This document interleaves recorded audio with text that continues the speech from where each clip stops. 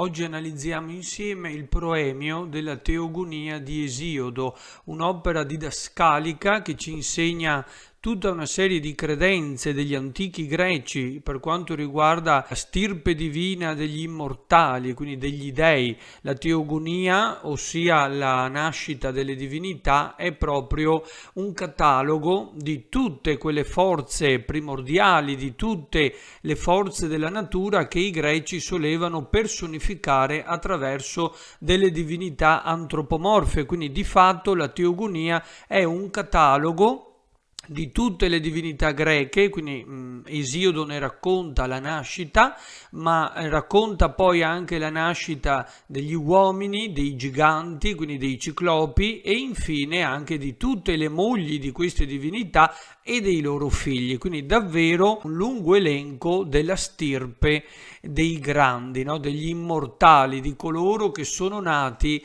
ma che non sarebbero mai stati destinati alla morte. Esiodo viene collocato dagli storici dopo Omero, tra l'VIII e il VII secolo a.C., quindi siamo tra il 700 e il 600 a.C., anche se per alcuni sarebbe un contemporaneo di Omero e per altri addirittura antecedente a Omero stesso, però di Omero non sappiamo niente, probabilmente non è neanche mai esistito, insomma, questo mitico Aedo di cui siamo completamente all'oscuro e che forse non ha mai scritto, non ha mai inventato l'Odissea, forse neanche l'Iliade o soltanto una parte. Ecco, per quanto riguarda invece Esiodo siamo molto più sicuri, abbiamo più informazioni sulla sua vita e soprattutto sappiamo il nome, che non è cosa da poco, perché mentre Omero significa colui che non vede, quindi un cieco, un cantore insomma non vedente, Esiodo cita se stesso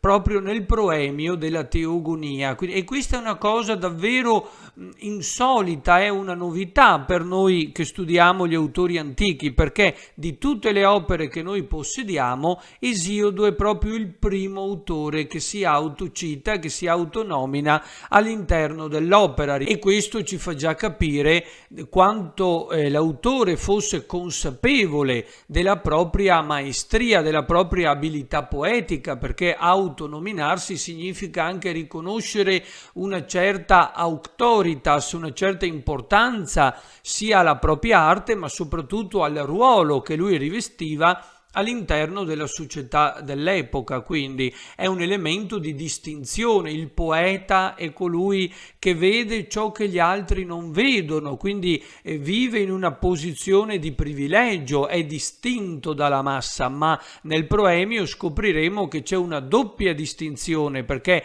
non solo si distingue dalle persone comuni, ma anche dagli altri autori, perché a differenza degli altri poeti, Esiodo è colui che riceve l'alloro poetico, quindi questo scettro sotto forma di ramo d'alloro, direttamente dalle muse. Sono loro che lo chiamano, che lo invocano e che lo investono di questo ruolo sacro, non è lui a invocarle. E qui c'è un altro elemento di novità rispetto ad Omero. Se nell'Iliade e nell'Odissea abbiamo questo atteggiamento quasi passivo, comunque un atteggiamento di ascolto, perché l'Aedo si pone proprio in una condizione di ascolto nei confronti delle muse, perché dice proprio, no, canta mio musa del pelide Achille lira funesta, e ovviamente andra moi ennepe musa poliutropon, quindi canta mio musa l'eroe multiforme, chiede che sia la musa a cantare, quindi di fatto si fa solo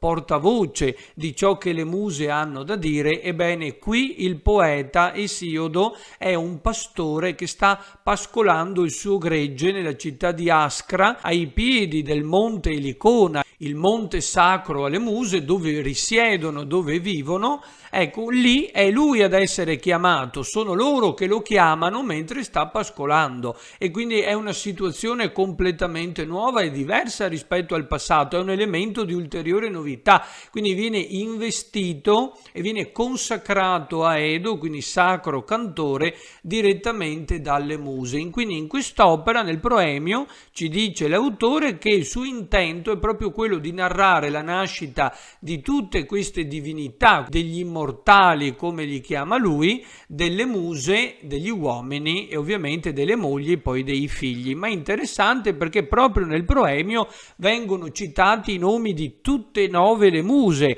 la più importante delle quali è Calliope, la musa della poesia epica. Naturalmente le muse sono proprio le personificazioni dell'arte poetica, di questa capacità umana di riuscire a toccare tutte le corde dell'animo umano attraverso le varie forme artistiche. Poi c'è Clio, che è la musa della storia, Euterpe della musica, della poesia lirica, Talia della commedia, Melpomene della tragedia, Tersicore della danza, Erato della poesia amorosa, Polimnia la musa degli inni e Urania della poesia didascalica. Queste sono le 9 muse, coloro che abitano il monte Elicona, ed è proprio da lì che loro danzano e battendo con i piedi cantano e celebrano Zeus e Gioco, la Glaucopide Atena, quindi tutta la stirpe degli immortali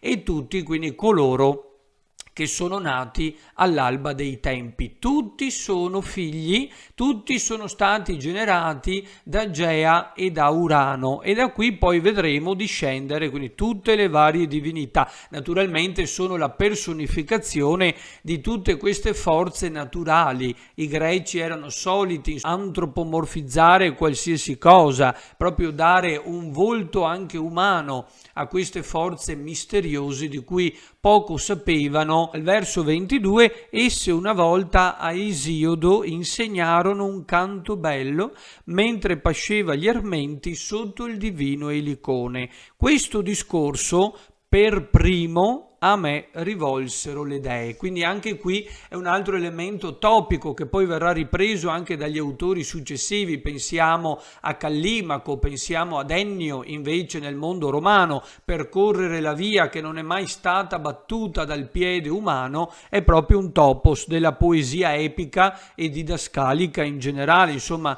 della poesia più nobile, più elevata, più raffinata. Noi sappiamo dire molte menzogne simili al vero, ma sappiamo anche, quando vogliamo, il vero cantare. E qui è interessante perché finora Esiodo ci sta dicendo che i poeti hanno cantato il falso. Il primo, colui che veramente è il depositario della verità, colui che ha deciso di raccontare il vero, è proprio lui, Esiodo, e sono le muse stesse a riferirgli la verità. Quindi, come dicevo prima, questo è un secondo elemento di distinzione, perché Esiodo non è soltanto il vate, non è soltanto il poeta cantore che è in contatto diretto con la divinità e quindi vive per forza una condizione privilegiata, ma si distingue anche dagli altri poeti perché è il primo a cantare il vero, quindi ciò che dice è degno di fede, e questo per sottolineare ed evidenziare, valorizzare ancora di più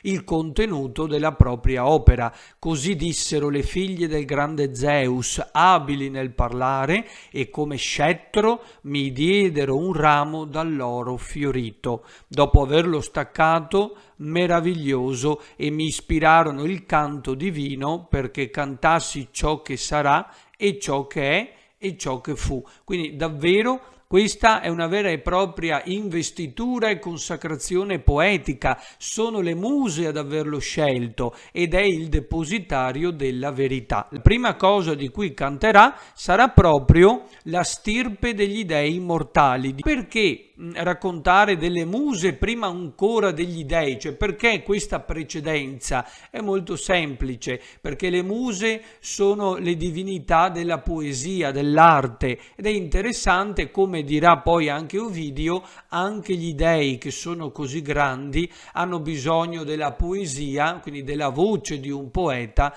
per poter essere eterni. Cioè, anche loro devono essere eternati, glorificati grazie alla poesia. Quindi questo obiettivo di glorificare e di rendere onore agli dei è possibile solo grazie alla poesia. Non potrebbero esistere senza la funzione eternatrice della poesia, ed ecco il motivo per cui l'uomo scrive, perché si sa mortale, sa che un giorno dovrà morire. L'uomo non accetta la morte e persino gli dei, per poter vivere in eterno, sono costretti a ricorrere alla voce di un poeta, quindi possono continuare a vivere grazie alle muse che ispirano questa arte poetica proprio alla Edo, in questo caso ad Esiodo, quel sacro cantore in contatto diretto con la divinità, colui che era dotato di una scintilla divina, scorreva qualcosa di divino nelle sue vene, proprio perché riusciva a percepire l'ultrasensibile, ciò che a tutti gli altri era precluso. E le muse sono le figlie di Zeus e Gioco e della memoria, e non sono due divinità casuali, perché Zeus rappresenta l'ordine, colui che dopo aver vinto sul padre Crono riuscirà a ripristinare la giustizia, l'ordine, quindi la pace nel mondo, nell'universo, e dall'altra la memoria. E che cosa rappresentano? Zeus rappresenta i re della terra, quindi i sovrani che governano sull'uomo e che devono portare la pace, la giustizia e soprattutto l'ordine sociale. Dall'altro lato abbiamo la memoria, incarnata dalle muse, e loro rappresentano simbolicamente tutti i poeti. Il poeta riceve dalle muse il ramo di alloro, viene investito della possibilità, della capacità di parlare. Perché deve parlare? Affinché tutti ricordino i grandi re della terra, i sovrani, e ricordino quindi tutte le grandi imprese degli eroi. Quindi